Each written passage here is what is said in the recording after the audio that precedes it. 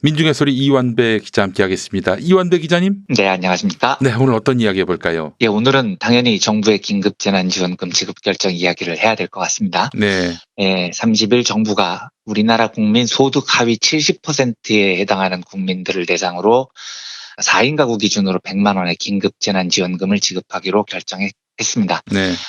제 개인적으로는 해방 이후 진행됐던 농지개혁 이후에 한국 경제 전반에 이렇게 큰 규모의 역사적인 경제 정책과 실험이 처음이라는 생각이 들었습니다.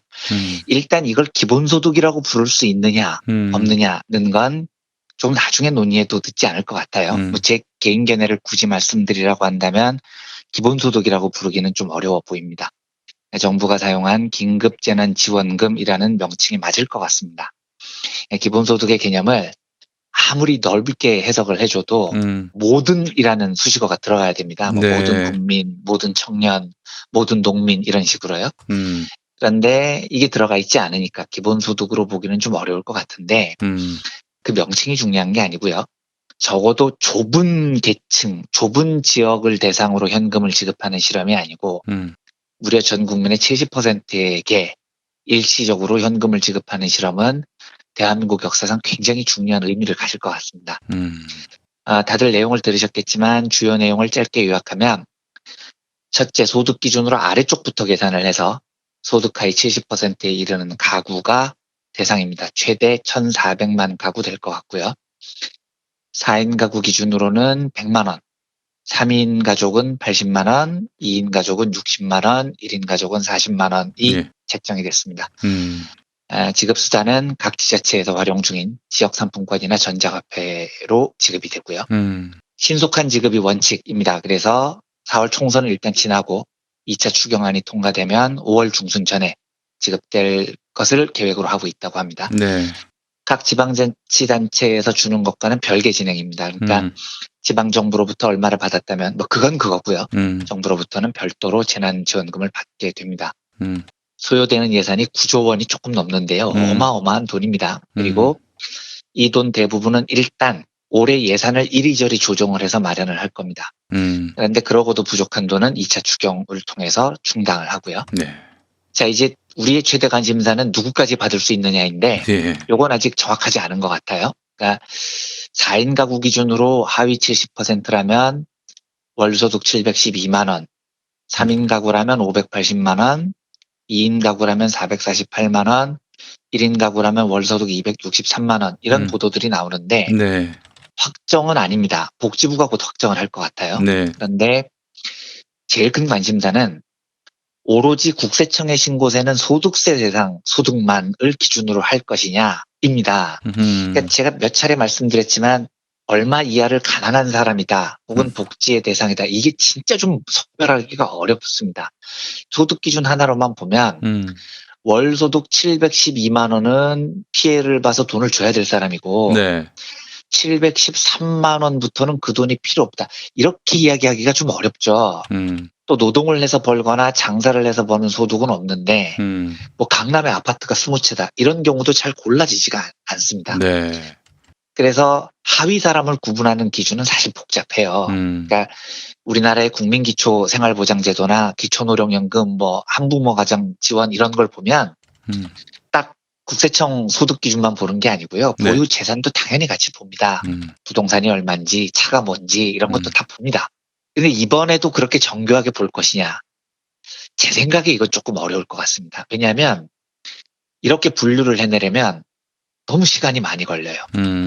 특히 소득 하위 5%, 한부모 가정 지원 이런 건 고소수의 인원만 분류를 해내면 되는데 네.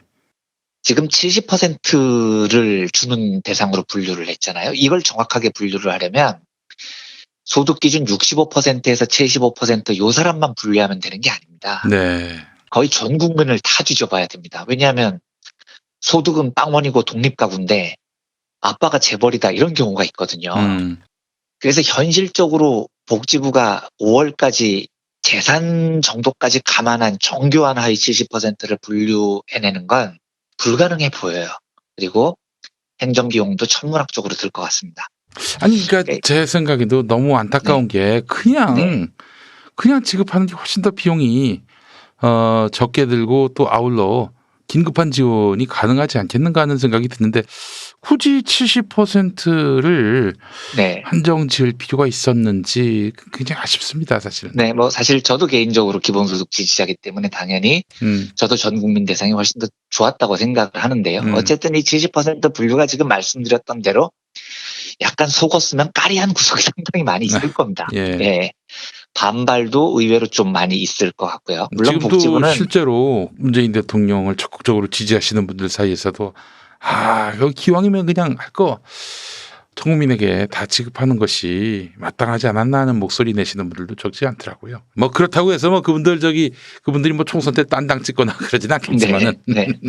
그 이 논의는 이제 말씀 주셨던 대로 앞으로 계속 발전을 시켜 나가 봐야 됩니다. 그러니까 기재부에서는 50%를 생각을 했는데 지금 70%로 높여 놓은 것만 해도 보편성을 상당히 늘린 거죠. 기재부가 정말 답이 없습니다. 정말. 네.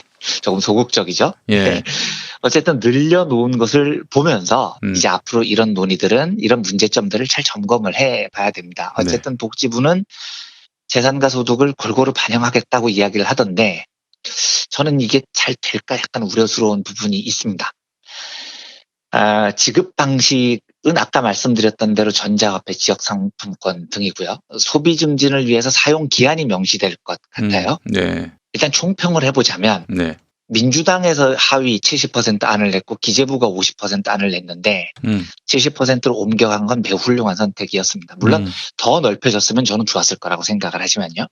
만약에 이걸 50%로 했으면 진짜 조금 복잡한 반발이 있었을 것 같아요. 네. 물론 70%로 해도 논란이 상당히 있을 것 같습니다만 적어도 50%보다는 훨씬 넓혀놨다는 면에서 더 좋은 선택이라고 생각을 합니다. 둘째로는 일단 결정이 됐어요. 논란도 있을 거고 좀 아슬아슬하게 재난수당을 못 받으시는 분들의 불만도 있을 겁니다만 매우 위대한 실험이므로 잘 설득해 나가면서 훌륭한 결과를 낼 수 있도록 진행되기를 바랍니다. 셋째로 경제학계가 정말로 색안경을 벗고 이 거대한 실험을 잘 좀 연구를 해주셨으면 좋겠습니다.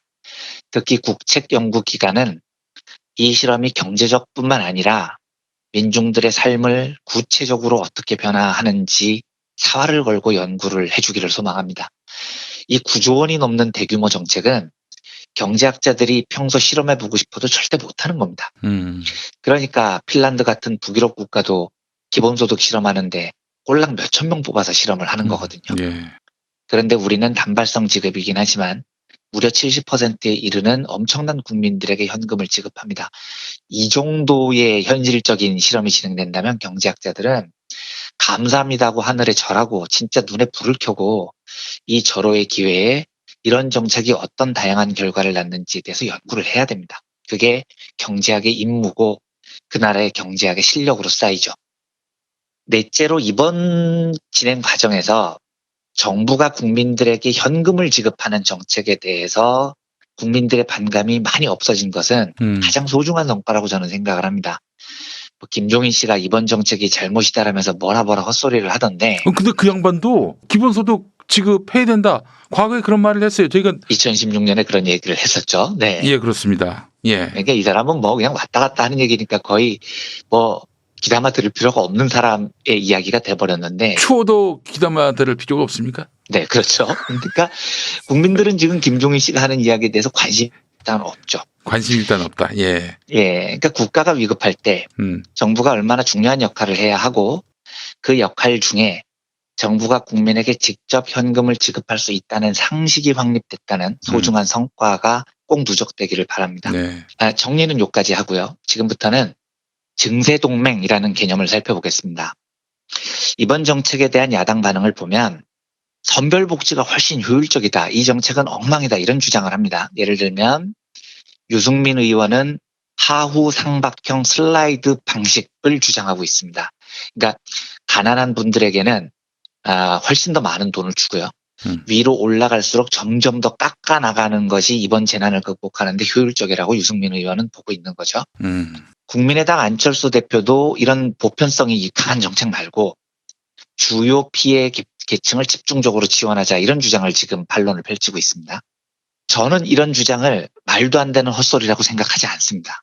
이 기본소득 지지자지만 정교한 선별복지, 특히 어려움이 큰 계층에 집중되는 복지도 매우 중요하다고 생각을 합니다. 그러니까 이런 건 이제 서로 논쟁을 하면서 이견을 없애나가야 되는데, 솔직히 지금 이 사람들 하는 이야기를 듣고 좀 처음 든 생각은, 아니 니들이 언제 가난한 민중들을 생각했다고 지금 와서 선별복지를 운운하냐라는 좀 웃기다는 생각이 들죠.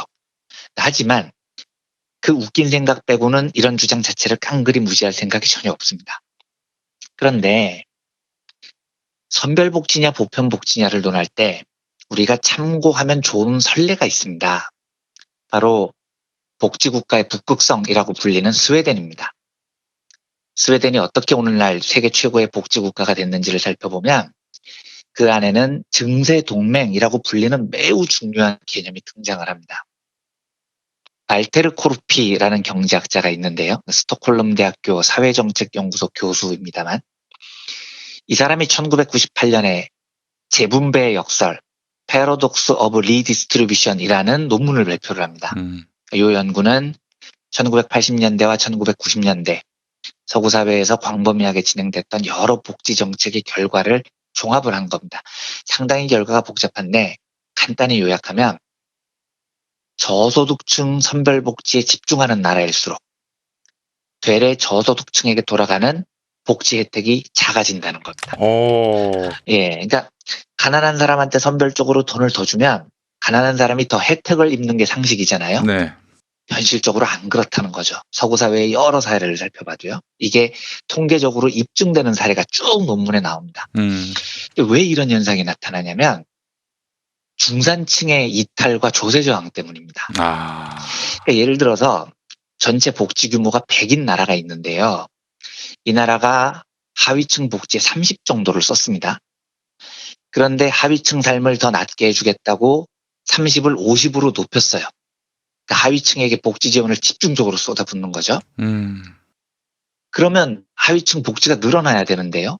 통계를 내보면 반대의 일이 벌어집니다. 왜냐하면 일단 세금을 많이 내는 중산층이 열이 받아요. 나 세금 열심히 냈는데 왜 내가 낸 세금이 나한테는 하나도 안 돌아와? 그러면 내가 세금을 왜 내는 거야? 이런 반발이 생긴다는 거죠. 이것 때문에 조세 저항이 거세지고 일단 정부가 돈을 마련하는데 어려움을 겪습니다. 그리고 국민들이 복지를 강조하는 정권에 투표를 안 해요. 나한테 돌아오는 게 없으니까요. 그래서 다음 정부는 야 복지 필요 없고 시장에 맡기자, 세금은 깎아주자, 뭐 이런 애들이 집권을 해버리는 겁니다. 이것 때문에 정부가 복지 정책에 쓸 수 있는 돈이 원래 100이었는데 그 자체가 막 60, 50으로 확 줄어들어 버립니다. 전체 복지 예산이 삭감되니까 당연히 하위층에 돌아가는 복지 금액이 줄어들죠. 그래서 이게 집계를 내보면 애초에 그냥 100의 예산 중에 하위층에 30만 쓰기로 했을 때보다 50으로 늘려줄게 하고 시간 지나 보면은 30보다 더 줄어들어 버린다는 얘기입니다. 그럼 이걸 어떻게 막느냐? 여기서 증세동맹이라는 개념이 나옵니다. 세금을 많이 내는 사람에게 여러분 세금을 더 내시더라도요. 그 혜택이 여러분들에게 반드시 돌아갑니다라는 확신을 세금 많이 내는 사람에게 심어주는 거죠. 이러면 세금을 많이 내는 사람들이 비교해 보겠죠. 야, 내가 내는 세금하고 나한테 지금 돌아오는 복지 혜택을 살펴보니까 혜택이 더 많네? 야, 이러면 세금 내야지. 복지 강조하는 정부 지지해 줘야지. 이렇게 동의가 된다는 겁니다. 이걸 증세 동맹이라고 합니다. 그리고 증세 동맹을 위해서는 복지가 보편적이어야 된다는 거죠. 네. 코르피의 이야기를 직접 들어보겠습니다. 선별적 복지는 고소득층과 중산층을 복지 혜택에서 배제하기 때문에 이들이 복지 정책과 관련해 빈곤층을 제외한 계층 연합을 형성하게 된다. 이것은 세금과 복지 국가의 거부로 나타난다. 반면 보편적 복지를 하면 대부분 계층의 혜택을 입기 때문에 저소득층과 중산층이 모두 복지 정책을 지지하게 된다. 이런 계층 연합은 정치적 차원에서 복지 예산 규모 자체를 키울 수 있다. 이렇게 적습니다. 이게 바로 오늘날 스웨덴 복지국가의 기틀을 만든 이론입니다. 실제로 코르피의 논문이 발표되기 이전부터 스웨덴 정부는 이 증세동맹과 보편복지를 매우 중요한 철학으로 생각했습니다. 코르피 이론이 발표되기 2년 전인 1996년에 사회민주주의란 무엇인가 What is Social Democracy라는 책이 스웨덴에서 발간이 됩니다. 이 책의 저자가 잉바르 칼손이라는 사람인데요. 뭐 하는 사람이냐면 1986년부터 1991년까지 또 1994년부터 1996년까지 두 번 스웨덴 총리를 지낸 사람입니다. 전직 총리였어요. 스웨덴 복지국가를 실질적으로 이끌었던 총리가 책을 냈는데 그 책에는 사회민주주의의 원리와 스웨덴 복지의 원칙을 상세히 적습니다. 조금 긴데 그중 몇 구절을 읽어보겠습니다. 아마 들어보시면 어떤 말인지 금방 이해가 되실 겁니다. 사회민주주의적 복지정책에서 하나의 중요한 원칙은 복지정책은 전반적으로 보편적이어야 한다는 것이다. 즉 자산조사를 해서 가장 어려운 사람들만을 대상으로 급여를 제공하는 것이 아니라 모든 국민에게 평등하게 혜택을 제공하는 것이다. 아동수당은 아이가 있는 모든 가정에게 지급돼야 한다. 노령연금은 65세 이상의 모든 노인들에게 해당돼야 한다. 교육비는 모든 아이들에게 무료여야 한다. 왜냐? 보편적 복지정책의 근본 이념은 간단하다. 복지개혁을 통해 모든 사람이 혜택을 본다면 모든 사람은 자신들을 위한 재정 확보에 동참하는 것에 관심을 가지게 된다. 그리고 모든 사람들이 기꺼이 세금을 지불한다면 우리는 훌륭한 사회보험 체계와 사회 서비스를 유지할 수 있는 자원을 갖는다. 이것은 경제적으로 더 약자인 사람들에게 많은 혜택이 돌아가도록 하는 것이다. 그런데 특히 자원이 한정돼 있을 경우 저소득자와 실업자에게만 급여를 지급하는 것이 더 바람직하다는 견해가 종종 사회민주당 내에서도 제기됐다. 이런 방법으로 하면 어려운 사람들을 집중적으로 지원할 수 있고 그들이 원하는 것들을 실제로 보장해 줄 수 있다는 주장이다. 하지만 만약에 가장 어려운 사람들만이 아동수당, 무상의료 또는 무상교육의 혜택을 받는다면 나머지 사회 집단들은 온갖 이유를 들면서 복지 비용을 줄이고 복지의 질을 나쁘게 하자고 주장할 것이다. 왜냐하면 그 복지 혜택은 자신들이 받지 못하는 것이기 때문이다. 또 그 복지 서비스의 질이 나쁘다고 해도 자기들에게 아무 손해가 없기 때문이다.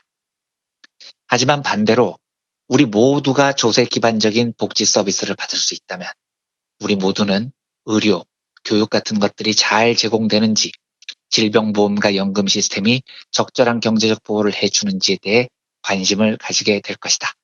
이렇게 적혀 있습니다. 더 설명을 드리지 않아도 왜 스웨덴이 선별복지보다 보편복지를 우수하다고 생각하는지 충분히 이해가 되실 거라고 믿습니다. 저는 진심으로 가난하고 더 힘든 민중들에게 많은 혜택이 돌아가기를 바라는 사람입니다. 그런데 정책적으로 그걸 콕 집어서 하려고 하면 발테르 코르피가 우려했던 재분배의 역설이 나타나고요. 실제로 스웨덴 복지국가를 이끌었던 잉바르 칼손 총리의 우려대로 세금을 내는 중산층이 복지국가를 싫어하게 됩니다. 그리고 이건 우리가 절대 원하는 사회가 아니거든요. 물론 스웨덴이 걸었던 길이 유일한 진리라고는 말씀드리지 않겠습니다만 지금까지 만들어진 모델 중에 가장 우수한 모델이라는 사실은 이견의 여지가 없습니다.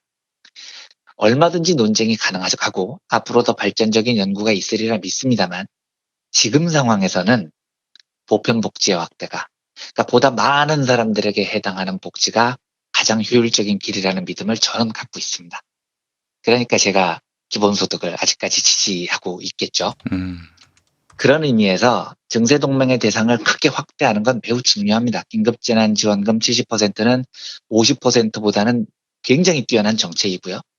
이것을 조금 더 확대하는 국민적 정서를 위해서 더 많은 논쟁과 사회적인 진보가 필요합니다.